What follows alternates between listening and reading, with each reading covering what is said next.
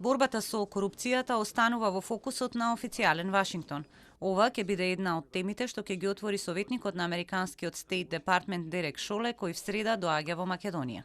Тој е многу посветен на стабилноста и сигурноста на Западниот Балкан и тој со нетрпение го очекуваше ова патување. Тие се имаат сретнато со министерот и само накратко за време на неговата посета овде имаше план да ги реафирмираат дискусиите кои што претходно ги имаа во Њујорк, кои што беа проследени со телефонски разговор меѓу Скопје и Вашингтон за да се дискутираат заедничките приоритети. Мислам дека сте го виделе неговото неодамнешно интервју каде зборува за некои од тие приоритети, како што е борбата со корупцијата и тоа ќе остане приоритетот за Вашингтон и план ќе покрене неколку прашања за време на неговата посета оваа седмица. Амбасадорката Агелер не кажа конкретно кои прашања ќе ги отвори Шоле, но тој доаѓа со посебна меѓуагенциска делегација.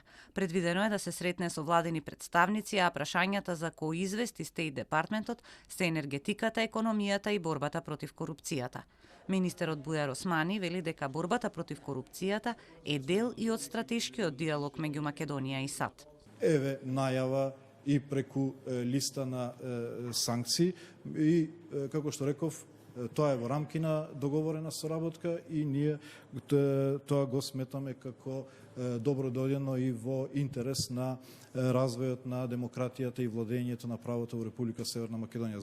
Освен ова, за Соединетите држави е важно Македонија да напредува во евроинтеграциите, а уставните измени се и клучно прашање на тој пат. Ги поттикнуваме водството и избраните функционери на оваа земја да постапуваат во интерес на нивните граѓани и да постапуваат што е можно побрзо и да ги направат сите можни измени кои што ќе се овозможи отворање на пристапниот пат кон Европската унија. Знаеме дека ова се тешки одлуки за оваа земја, граѓаните на оваа земја веќе имаат донесено многу тешки одлуки, но ние го поддржуваме се што ќе ви овозможи придвижување кон тој пат.